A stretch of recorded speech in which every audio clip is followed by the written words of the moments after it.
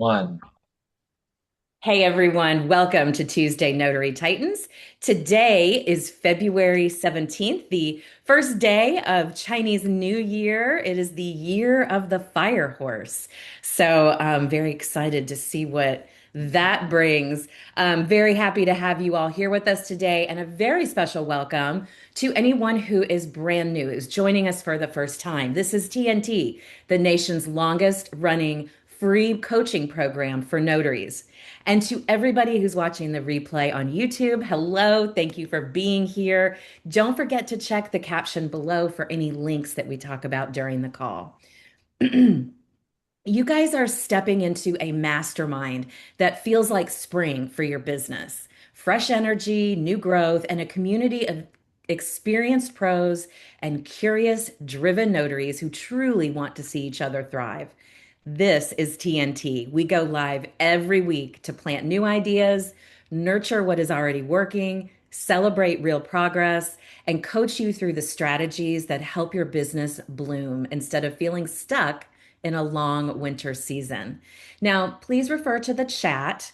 You can find all of the etiquette, any links that we talk about, our speaker information will be there today. And you can put questions in the chat, but they may or may not be answered. We give priority to raised hands. Um, I would like to introduce, of course, my co-host, the fabulous Miss Laura Bewer. Hi, Laura. How are you today? Hello. I am super fine today, trying to keep warm here in wet, overcast California. I know it's like sunny and 70 something outside. It's beautiful. It feels like spring. So, crazy weather. And I know I heard on the news you guys are getting like 60 inches of snow up in the Sierra Nevadas. Yeah, big dump of snow, and SoCal is getting heavy, Yeah, yeah. heavy rain, flooding. Man, I can't even fathom what 60 inches looks like. My goodness. We are also supported on this call by the president of the California League of Independent Notaries, Mr. Matt Miller. How you doing, Matt? I'm good. Would you like to swap weather?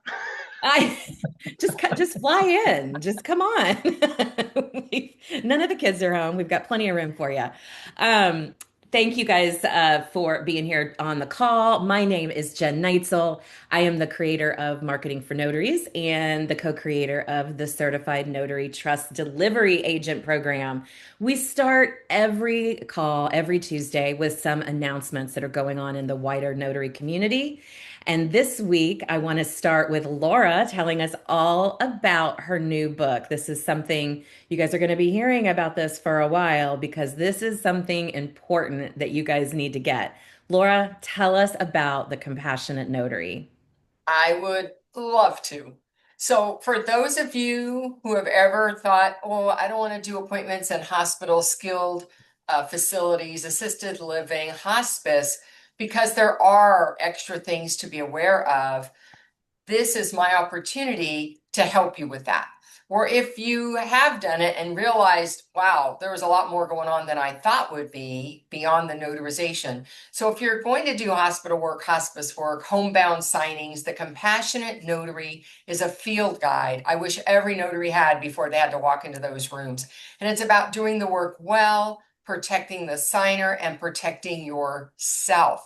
So what my hope is with this book is that you dog ear it, you stain coffee on it, you've got pages folded, you've got highlights all over it, and that it's in your notary bag, available to you when you need it.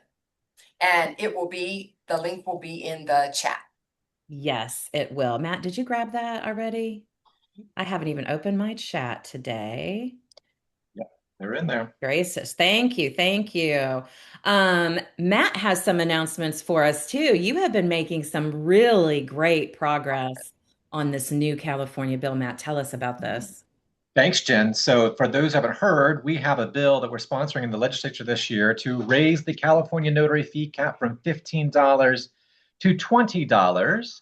But this is not just about raising fees. This is about protecting and expanding access to notarial services for the public. Because if current notaries and potential new notaries don't think that they can realize the cost they're facing, it materially restricts access to notarial services. So we currently, we launched our campaign on the 9th for letters.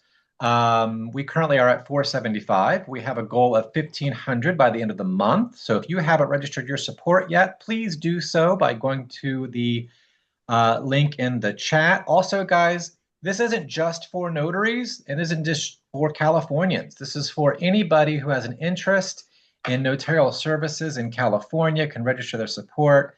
So you, your spouse, your friends, your neighbors, your clients, and your competition down the street should all be registering their support. Also, we will have a special town hall on Thursday, the 26th at 5 p.m. Pacific. We're going to talk about all the details, where we are, what the next steps are, how you can get more involved, what we expect from the first hearing in the Judiciary Committee. So you can register for that by going to the link in the chat. It will be a Zoom meeting, and I hope to see you there. Thank you so much, Matt. I do want to ask you a quick question because I saw this come up in our CNTDA group where someone asked a question. Um, what's the big deal of raising the fee caps in California? Like, why the urgency for me to fill out this form that Matt's created, which by the way, it is just a form that you guys fill out. It takes less than a minute to do. But can you answer that question? Like, why is this raising the fee cap such a big deal? And why are you asking for support from notaries outside the state of California? Yeah, it is a really big deal because the last time we raised fee caps in California was 2016. And since then, cost of living has gone up about 30%. I don't have to tell any of you that your costs have gone up serving the public. And before that, it was about 22 years before the fee cap was raised. So we don't want to fall into a 20-year cycle. We want to stay on a more of a 10-year cycle when addressing these fees. And by raising fees, we in the legislature believe that it will help current notaries stay active in their commissions and attract new notaries to the profession. Because in California, since 2017, we have lost more than 22,000 notaries, and that is really causing issues for public accessing notary services, specifically because California has not yet authorized its notaries to do online notarization. So the bulk of the work is still being done in person, and we did make sure there's lots of notaries out there to serve the public. And as Jen said, this isn't just for Californians. Anybody who has an interest in California notary work, so signing services, educators, influencers, other notaries that would like to see this happen here. Because, guys, if we can get this done here, if notaries like you and me can get this done here, we can get it done in other states too. So it matters. Yeah, that's right. That's right. Thank you so much for sharing that. I thought it was important to address the why behind this. I know you're so familiar with it because you work with legislation every day. So thank you for that. Okay, moving on. Our next estate planning webinar that Laura and I will be sharing is coming up in March. We just had one last night, so if you were on there, we're thrilled to see you again. We will start having some links for you to get registered. I just realized I put the wrong link in here. So I will have that for you guys next week. And I also have some news I want to start announcing now that we are inching toward the end of February. Beginning April 1st, April Fool's Day. No, this is not a joke. We're not teasing anybody. We are switching the time of Tuesday Notary Titans to 8 a.m. Pacific time, 10 a.m. Central Time, 11 a.m. Eastern Time. I would love to hear some feedback in the chat, what your thoughts are about that time. Of course, there'll be plenty of announcements about it and reminder emails going out so no one forgets. Well, guys, we have a very special guest panelist today, and I'm so excited to talk about her with you today. Marcy Tiberio is a dynamic entrepreneur, educator, and advocate with a passion for empowering others. She owns and operates several businesses, Professional Notary Services, Inc., which is a nationwide mobile notary signing service, and Notary Life, an e-commerce store offering swag and digital tools and promotional items tailored for entrepreneurs.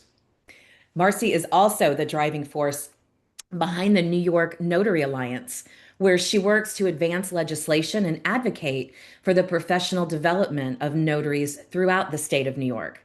A passionate mentor, Marcy supports entrepreneurial growth through her initiatives and advocacy.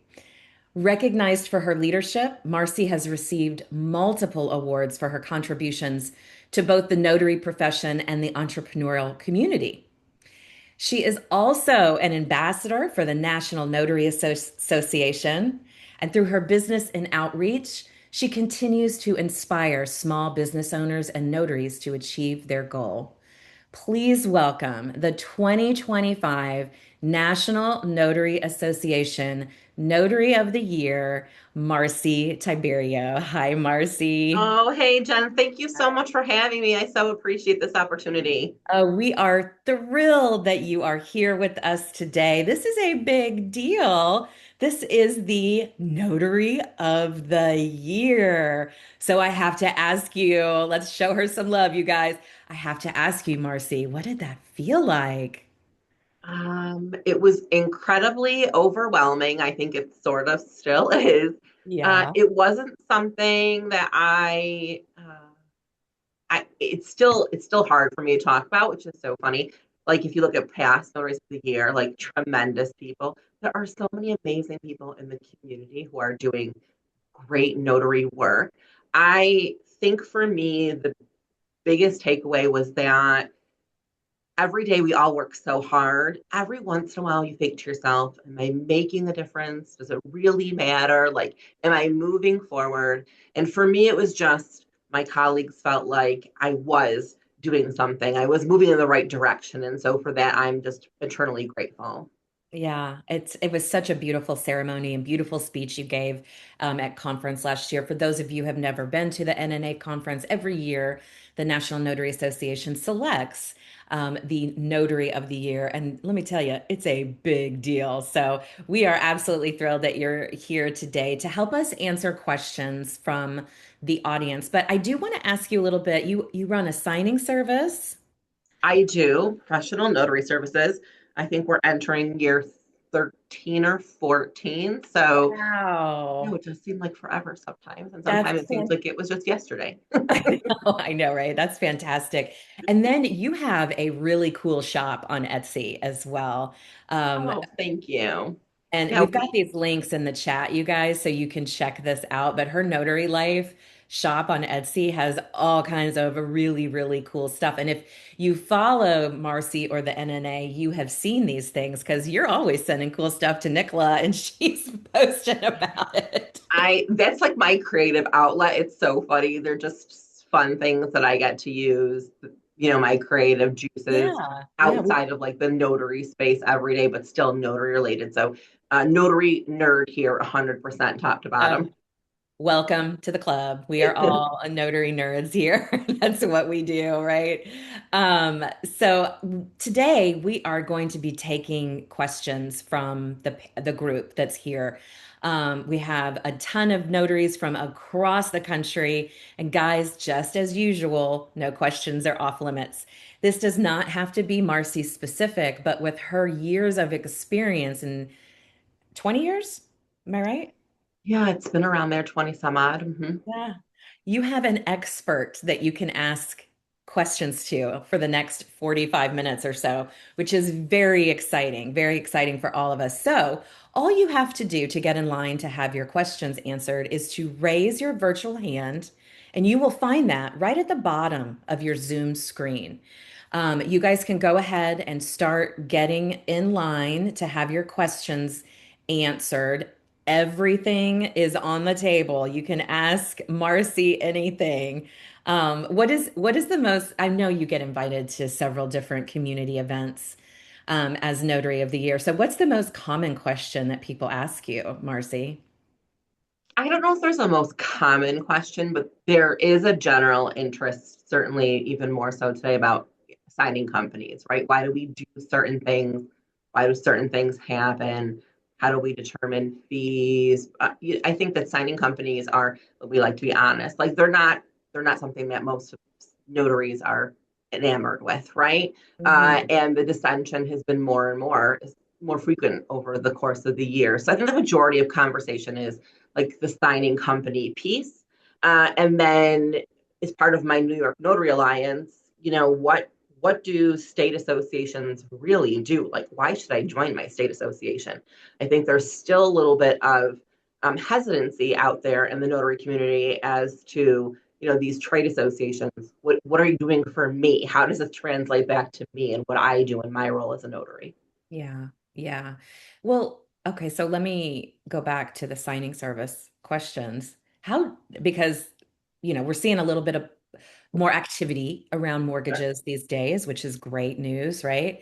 And we all need to be ready for yes when we get those calls. So, how do you determine pricing for that? What can you share with everybody? Yeah, I mean, I think we can all agree if we've done this for a long time that pricing has changed from when a lot of us first started pre-COVID to now. And there are multiple reasons for that. Uh, this isn't something that I think most signing companies determine. It really comes from the top a lot of times, especially after COVID when things just died off. There was certainly everyone vying for work, right? Including the lenders and title companies. And part of that is making your offer more appealing out there than someone else's. And a lot of that for the consumer is who can give me the lowest closing costs, right? So Mm, there was a big chunk of that. Um, I know no one wants to hear this, but certainly after COVID, there was a decrease, I think, in the notaries who really ran their business as a business and those who really do it as a side hustle. yeah. And I think, it's an unpopular opinion, but a lot of this low pricing does come to notaries hurting themselves in some instances, right? Not having the proper equipment, not having a good notary background, not running their business just as a true business. So there's a piece of that in there. A lot of signing companies today are notaries turned signing companies. And I'm not saying that in a bad way. But I'm saying that in a way of those same individuals who were once in your place are your colleagues who are now sharing the wealth on their side and not always in the way that we want to see it, right? It's a race to the bottom. They just want to get the work. And to get the Yeah. work, they're going to price as low as possible. And in that case, then they have to turn around and give it to the notary, as low as possible. So there are various factors in here.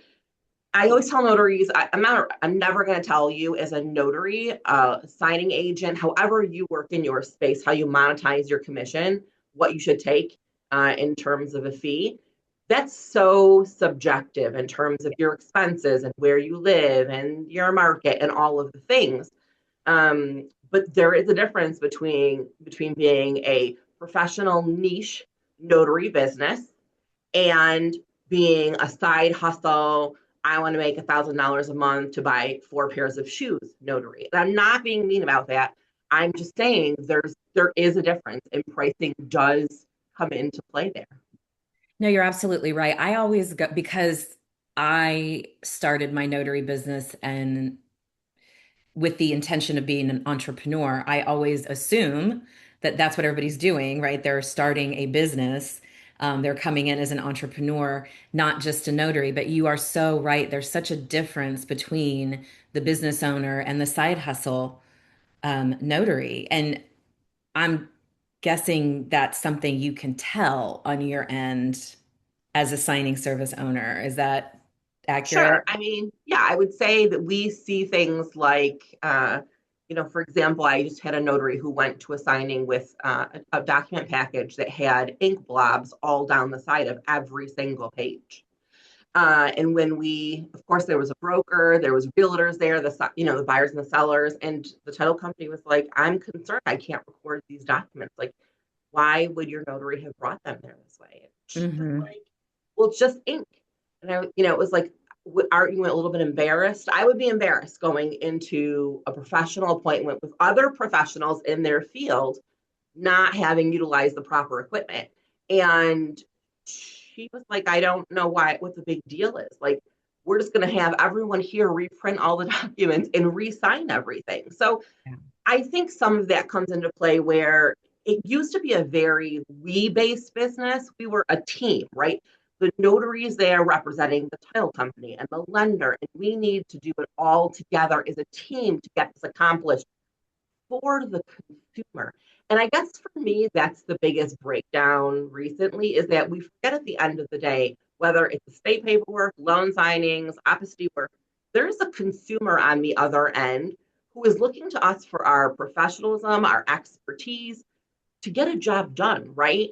And for me, that's the difficult part, I think, of non business oriented notaries is that they forget that their actions, you may not like me as a signing company, and maybe you hate the lender, and maybe the title company is a big pain in the neck. And I'm not saying that's not true because lots of times it's true, it's a big pain. But at the end of the day, your actions really come back to how does the consumer get affected in this chain? And so for me, that's the biggest issue, I think, is how do we treat the process for the consumer to get what they're paying for, right? With the service that we've said we are going to give them is provided. Yeah.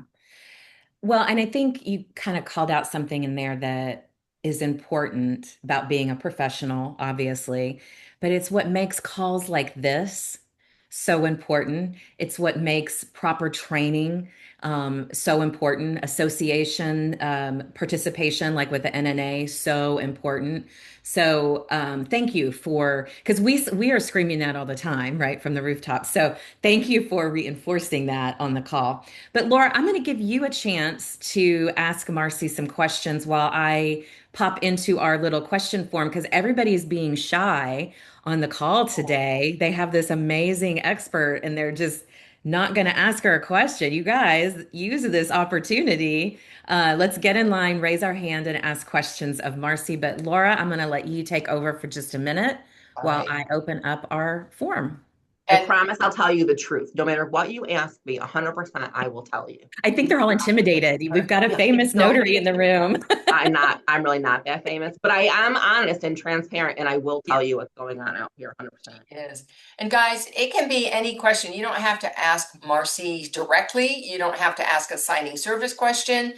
You can ask just like we do on any given week, any question, any experience that you had at the table, anything that you saw on Facebook University that you're saying, what? Huh? Yeah. Right? Any of those things. This is the place you bring it and we debunk it or provide context around it so that everybody grows from it. So that's what we're here to do today. So is it Topaz? Hi, good afternoon. Yes, it Hi. is. Hi. Hi. I have a quick question for you. Sure. At the end of the day, I'm actually, outright coming into this and I'm trying to understand do and how important is insurance? Mm. Okay. So I'm going to tell you, are you doing loan signing work? Is that where you want to be? I'm interested in that, anything in regards to real estate as well. Yep, closing, Okay. yes. And All even right. also court documents. My initial Sure. stamping was court documents. So I'm just saying, I understood that we need to kind of CYA. Is that very, very important? And I'm Yeah, just, let me address it from two different ways. One is I'm in business and I'm serving the public, other businesses in the public, okay, and things happen, right? No matter how right. good I am, things can happen. So for that reason, I would want to have some kind of insurance for those errors that could occur accidentally, right? That's what insurance is for. It's not for on purpose, it's for accidentally. Right. And so having a policy, either a business owner's liability policy and or E&O insurance policy, just because you're going to be in business regardless of your specialty, I think is important.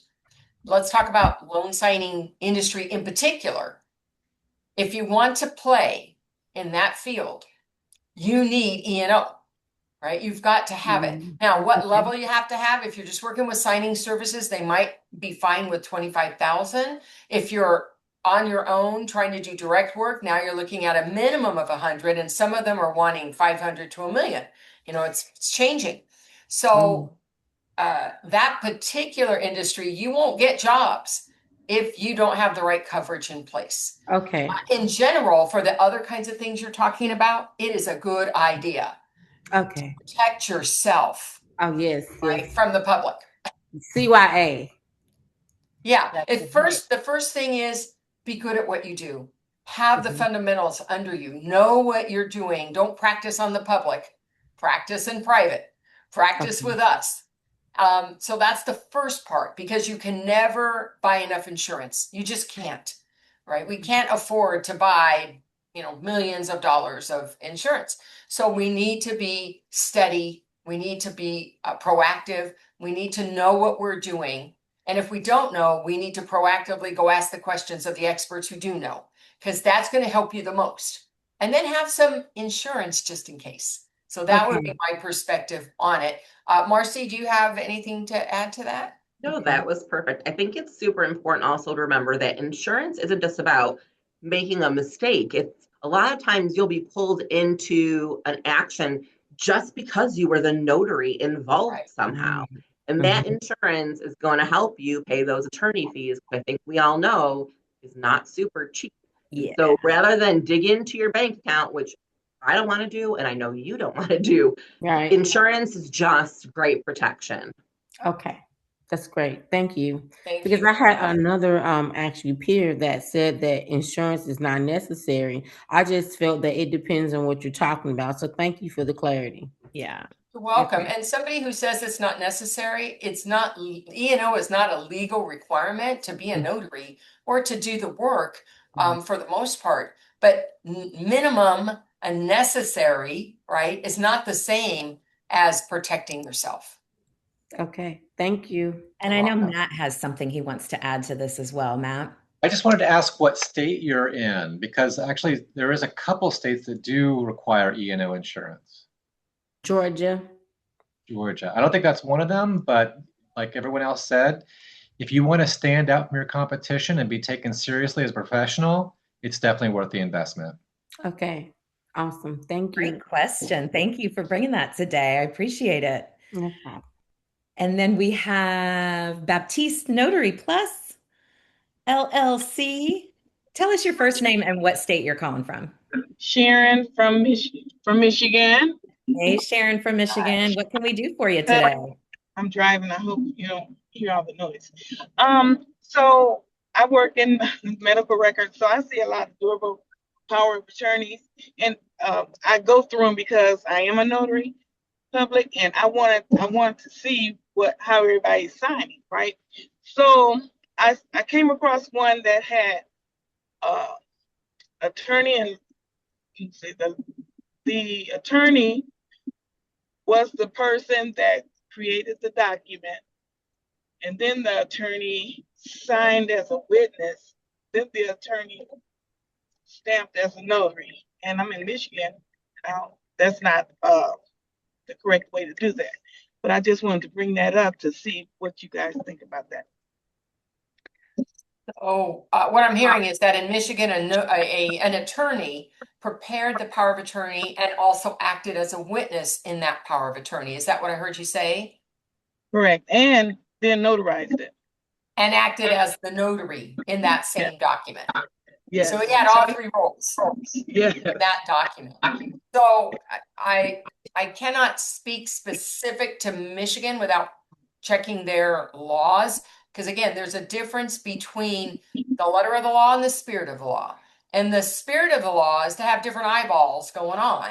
You've got notary eyeballs, you got a witness eyeballs, and you got the attorney who prepared the document eyeballs. That's the idea, so that there's more than one person who can stand up and say, I was there, I saw her sign it, or I saw him sign it. That's the spirit of the law. That's what's expected.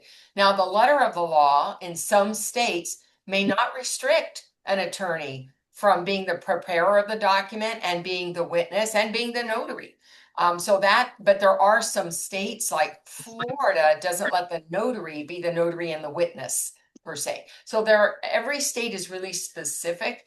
My opinion about that is that it's not a good idea.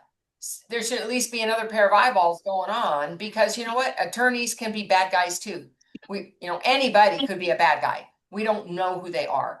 And so I wouldn't, as a signer, want to have the same person who prepared my document be the one who is the witness to my document and be the notary to my document. I just think that's a little too much of the attorney. I agree. I just wanted to hear what you guys had to say. Marcy, what are your thoughts? Yeah, so here in New York, it's pretty common for an attorney to prepare the power of attorney and then notarize it. And then there are 2 witnesses required, and the notary could be one. So here, it could be the attorney who prepared it, notarized it, and as one witness, and then there's an additional witness. But many times they use paralegals in their office too. I mean, I think we can all agree there feels like there could be a little bit of conflict in there. And certainly no demographic is exempt from having bad apples, right? I mean, there are bad attorneys, title companies, notaries, lenders, the whole 9 yards. So yeah, I think it's good due diligence that you just, if you're double checking stuff, just make sure that it looks like it's on the up and up. But certainly it would be nice to have a little more separation of duties in there. Yeah, absolutely. Matt, did you have anything you wanted to add?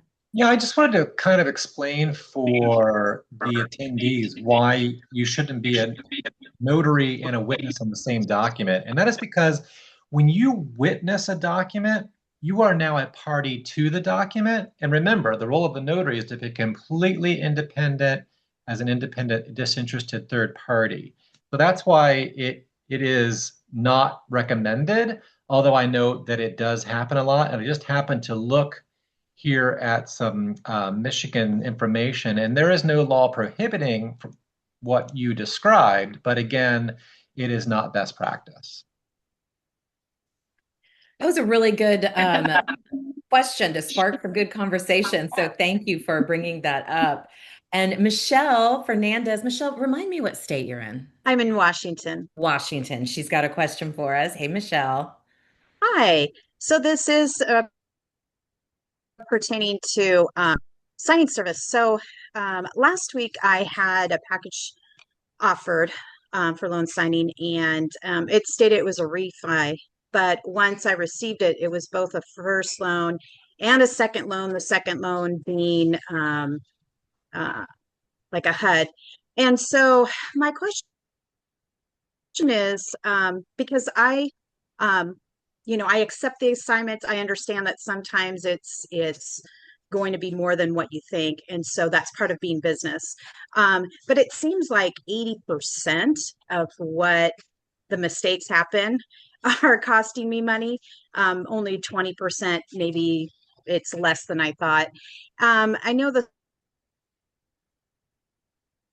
Uh-oh. Yeah, you froze, Michelle. You froze up, Michelle. signing services have said they don't. Can you hear me? Yeah, Michelle, can you put your question in the chat so that we can address it? You keep freezing. Or turn your video off. Turn your video off and maybe that'll stabilize. Oh, yeah, good idea. Yeah, we'll have to wait till the next time. There you go. Okay. Now try. Okay. Can you hear me better? Yes. Okay. Sorry, I have been having internet problems. Okay. So I'm not sure where it left off, but I know the signing services say they don't know what the package is going to be, but it doesn't make sense to me that when the hiring company says it's a refinance that they don't know it's a first and second buyer package. So I just want to know where the disconnect is. Yeah, that's an excellent question. And I'm going to tell you the honest truth. Sometimes I'm the last to know. And I know that sounds wild, but it's super true. Like they'll tell me it's a refinance. The next thing you know, I got 3 packages and it's a commercial loan. And I'm like, what? That is not what we talked about. I think the disconnect really is that the title company isn't giving all the information to the signing company, and then I can't give you all the right information either. And so when that package comes in, we're all seeing it at the same time. But I'm going to be honest and say there should be an adjustment to your fee, and there should be a conversation of, hey, I didn't know there were 2 packages. Do you still have time in your day to accommodate this at the time that you were scheduled for? Do I need to make adjustments? Like, here's the new fee. Is it acceptable to you?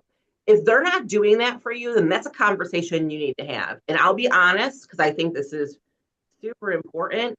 If they're not valuing the time, right, or the adjustment because the factors have changed, that's probably not a company you want to work with going forward. And I think that as notaries, there's this idea that like you, when you start, you got to work for everybody. I don't think that that's true. I think that just like companies vet you, you need to vet companies too. You want to work with companies that align with your morals and standards and business acumen. And at the end of the day, if you're not making money, then to me, that's wild to keep working for them. I mean, you're a business. No business works to lose money. I don't, right? I'd like to retire someday. So I think that I think that there needs to be more conversation around as a signing company. I don't always know what's coming in, but if I can make it right for you, I'm going to. And if I'm not going to make it right for you, that's a business decision on your end to continue that relationship or not. Yeah, this, Laura and I say frequently, not everybody is your customer. 100%. And this is what we mean, right? When you're talking about signing services, attorneys, if you're a CNTDA, anybody that brings money into your business, if you say yes to everything, you will burn out really Mm-hmm. quickly. And I mean, just informal poll for those of us who have our cameras on. Anybody experience that in the beginning of their business, like me, where you just burned yourself out because you took on every customer and then spent all your time trying to collect? I And I mean, just want to say a quick story because I think that sometimes we don't think about signing companies having the same growing pains or challenges that the independent notary does.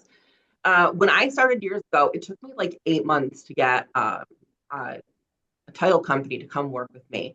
And they were probably one of the larger title companies in the country, working for the largest non-bank in the country. And I was getting hundreds of orders every single month. So, you're like, yeah, clap yourself on the back, right? You're super excited. And the fee was okay. I mean, back then I wouldn't say it was great. It wasn't horrible. It was sort of middle of the road. And then over time, like they wanted more and more, not only from us, but from the notary. And it got to the point where I was like, this is a lot of work for this fee. So we went back and I said, I just feel like at this point, if these are the standards, and I totally get if they are, then the notaries and myself have to be compensated for the additional time we're putting into these. And they came back and said, no, like the other signing companies we use, they used 5 of us, all are fine with what we pay them. So we don't feel like we need to pay you anymore. And I said, okay. And I spent the next 6 months hustling, bringing in more clients. And then I sent them a lovely note and said, I so appreciate like your trust over the past few years and the work that you sent us. But at this time, our business no longer aligns, right? So I appreciate it all, but I'm going to have to, regretfully on this day decline any more work from you. And they Well, being were refreshed. shocked. I hope to get to that point. Even though it's You been a couple will, years, you will. But they were I'm in a shocked. more, yeah, I'm Yeah. just, So I have to travel a lot. It's where I'm at, it's a small. I Oh, know, but you can do it. Everyone can do it. And I say that not because you're like, oh my gosh, Marcy, you gave up hundreds of closings. Yes, I did. And it wasn't easy. And I'm not saying that, but there is some sort of freedom and incredible satisfaction in knowing you've gotten to the point in your business where you can say, you are not my ideal client. I certainly appreciate the opportunity, but I'm going to have to decline at this point. yeah, that's amazing advice. And I love what you said in there. I don't even think you meant to bring it up, Marcy, but you said when you first started your company, your signing service, it took you 8 months to get a really big client. So I want everybody to hear that because one of the biggest frustrations that I hear in the notary community is I've been a notary for 3 months and I am not making $150,000 a year yet. And that's what you see on Instagram and what is real, and Laura and I shout this from the rooftops too. It takes 12 to 18 months to build up a successful business. And I just wanted to point out that even on the signing service side, those numbers hold true, don't they, Marcy?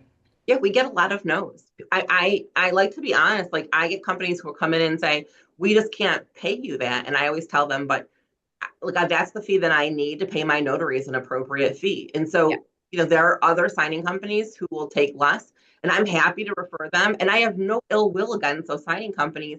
It's just not how I operate my signing company. But it's just a business decision. I tell notaries that whatever decision you make in your business, you have to just hold true to it. But it does take a very long time. And it's not just about being a good notary, it's being good at customer service, being a good problem solver, being a good team player.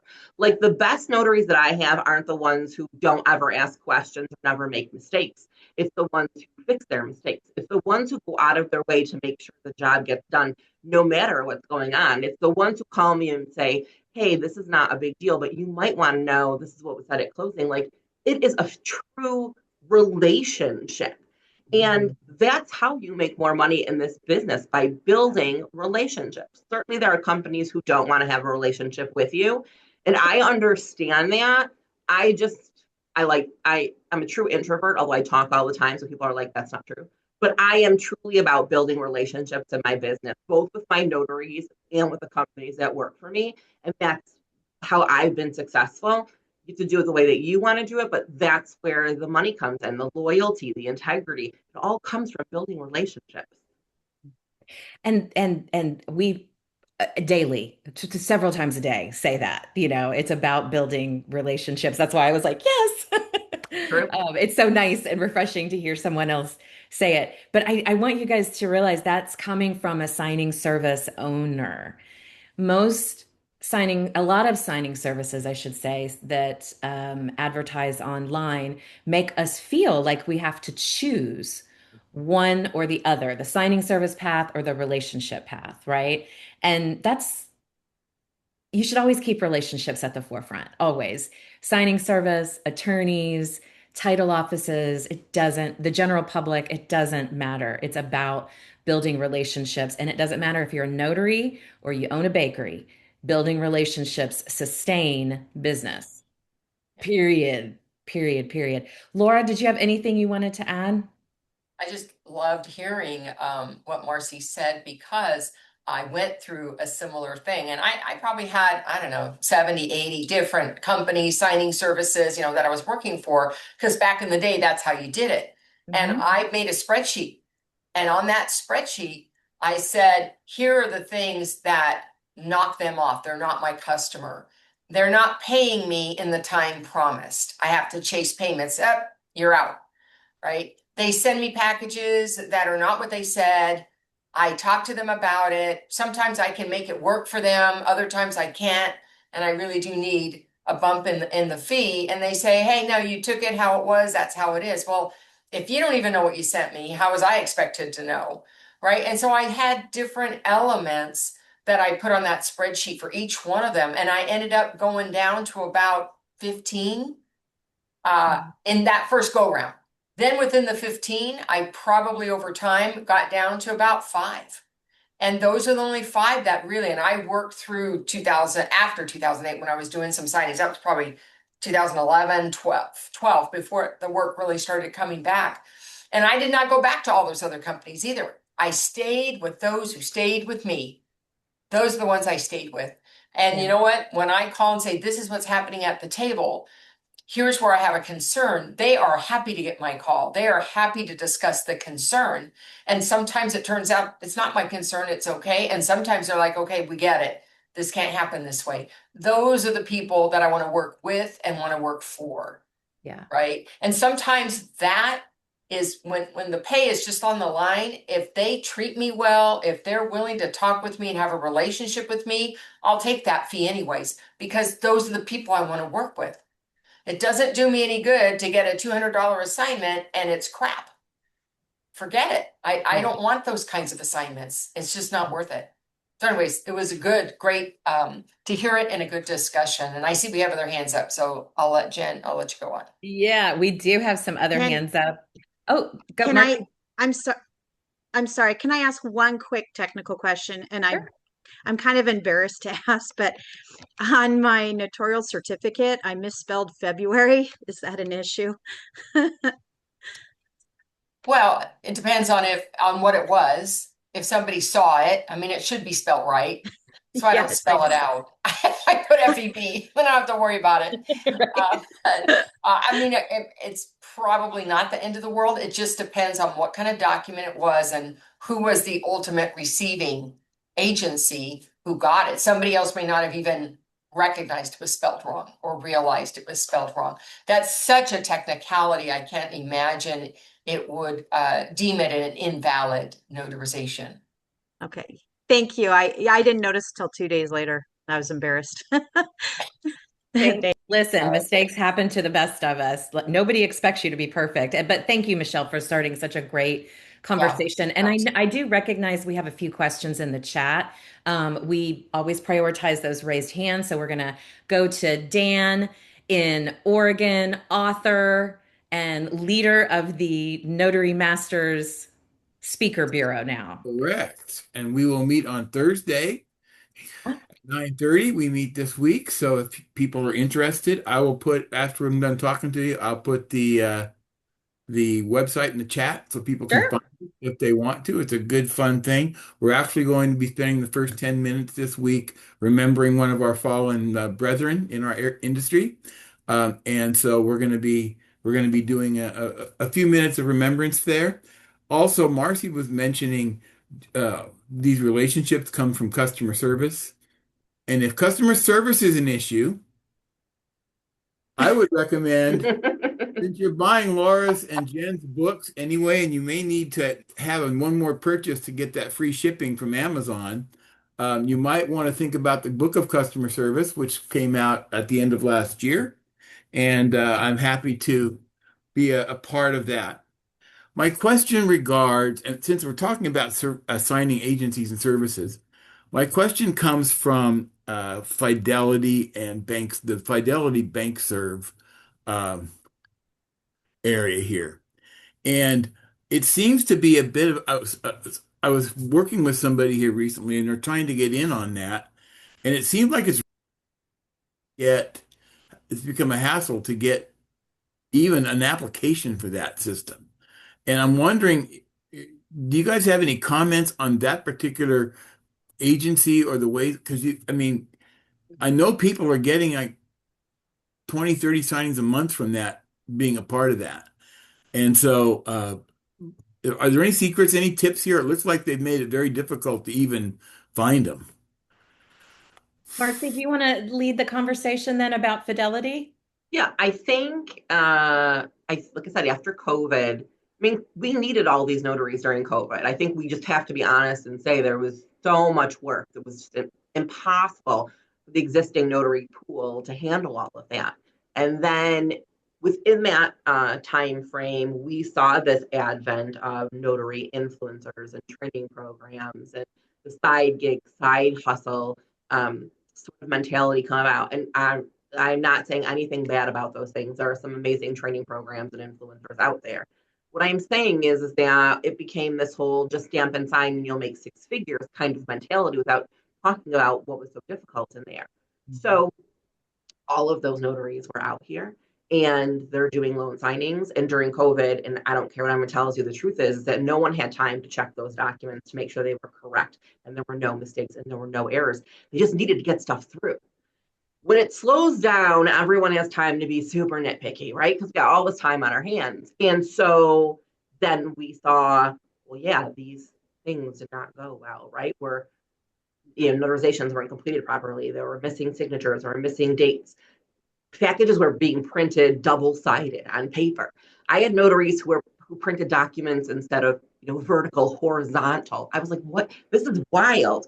Yeah, like one day, I keep saying I'm going to do a notary horror stories webinar to talk about some of the things that I've seen, but like there was a lot of that. And there's still a lot of that today because the work slowed down And now everybody is teaching a class or a course or wants you to get rich quick. And listen, I want to get rich quick, right? I have a lottery subscription. I'm over here doing my best to retire soon. But that's just not how the notary field works. It's a true profession.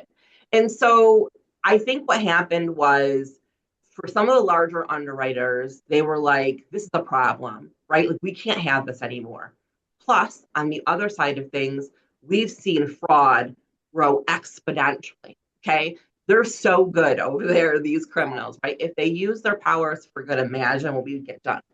But it's twofold. Now it's notaries who aren't really doing the right things and fraud going awry. And that's a perfect storm for bad things to happen. So companies like Fidelity came out and said, you know what, we need to really narrow our pool, right? We don't need 10,000 notaries. We need 1,500 notaries who know their stuff, who know how to do their thing, who have the proper credentials. And we're going to make it hard for you because we want notaries who really want to do the work.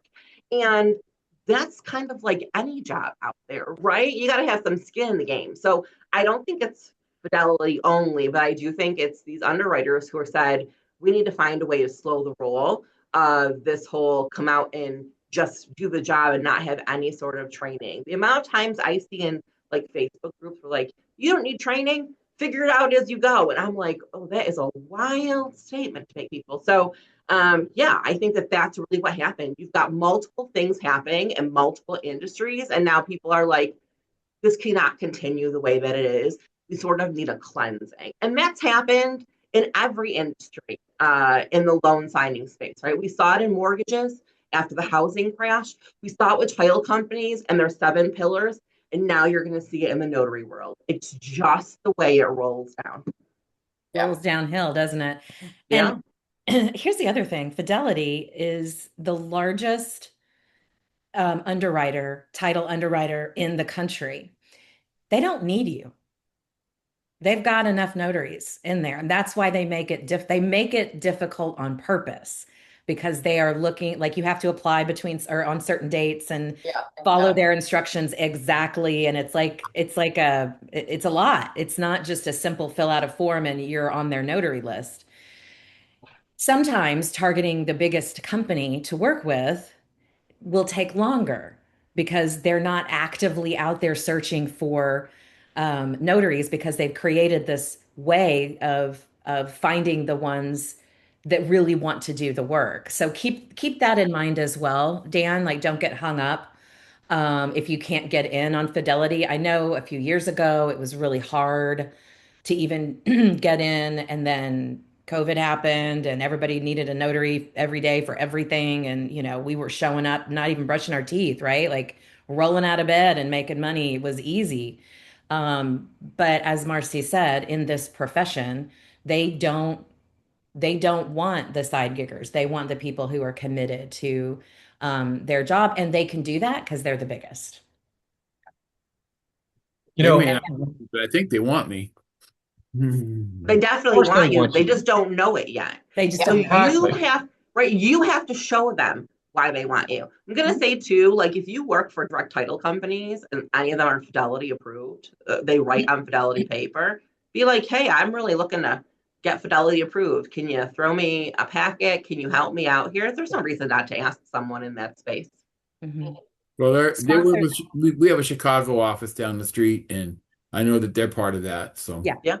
Mhm. Yeah, Chicago Title is part of Fidelity, and if you are like Marcy said, that's a great tip. If you could get a sponsorship from an escrow officer in a current Fidelity office, whether that's Chicago Title, Stewart Title, Fidelity itself, then if you can get that sponsorship, then you are pretty much, I mean, unless they pull something out of your past, which you would already know about anyway, you're pretty much guaranteed a way in. So that used to be the old school way of getting into Fidelity was having an escrow officer Oh, I got it. sponsor you all right, thanks. before BankServe came around, right?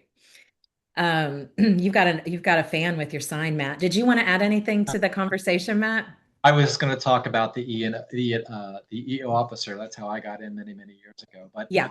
to back Marcy's point, we're going to see a lot of changes in the years to come because this year the Uniform Law Commission is drafting a uniform law to address deed fraud, and I'm on the committee. And a big, big, big, big, big part of the conversation is the role of the notary. So it's coming. Yeah. What a great conversation. You guys are bringing it today. I am loving this. We have Tamika in Georgia with her hand up. Hey, Tamika. Hi, I forgot. Oh, well, I had a comment back when about what Michelle had said about when we received the packages, how they're like more than what we expected and everything. So I see that tends to happen a lot. And then I know Marcy said, you just reach to the to the signing service and explain everything. What I see now, about 80% of signing companies, they say once you accept it, that's what you agreed to. They can't change it. And now I'm seeing that instructions straight out the gate in instructions, they mention fees can't be changed after you agreed. And I even had one the other day, the instructions flat out said, the documents aren't ready yet, but fees can't be changed after you receive the documents. Just as if you were to get a smaller package, you wouldn't call to give the money back, something comment like that. So these signing services are they're not willing to work with us with that. And sometimes we feel like it's forbidden to even ask because then we have to worry about getting blacklisted or marked, rated, and feel like they can't work with us because we bring stuff like that up. Yeah, sure. Matt has looked I very have a passionate about an answer here. you know me. Yeah, I got a comment about that. If they're saying that they will not adjust fees based on the package you receive, that's fine. But you know what they can't stop you from doing? Sending the job back. You don't have to take the job. Yeah. Yeah. That's a So business decision, Tamika. That goes back to not everyone is your customer, right? mhm. Um, Well, now uh, what I do is I have my set rate for certain packages. mhm. Good. So I know everybody can't do that. So like if my counter offer gets accepted, good because that was my rate and I don't have to worry about that. But everybody can't do that. Right. Yeah. Marcy, do you have anything you want to add? Yeah, so I think that I think I'm gonna take two sides here. One is that if something has changed substantially from the original order till now, you have every right to ask for more money. If it just ends up being a slightly larger package, I'm going to struggle with that because at the end of the day, I don't know if refinance would come over to 100 pages or 150 pages, right? But it's a refinance, nothing else has changed substantially. That does become a business decision, and you would likely probably get removed from that signing company's list because we can't take the chance of signing you an order and then the package comes over a little bit larger and you're always giving it back. We don't know how big the package is. Neither does the title company, right? There are multiple factors that affect how big or small a package is. But if a package comes over and it was supposed to be just one loan and it's two, absolutely, it should be a fee adjustment. If they gave you two signers' names and now it's 10 signers' names, okay, that's a problem. If it's a split signing, that's fine. Again, you make a determination as to how you run your business. You can never control the consequences of that decision that you make, whether it be that they remove you from their list or they blacklist you. That's sort of how business operates, right?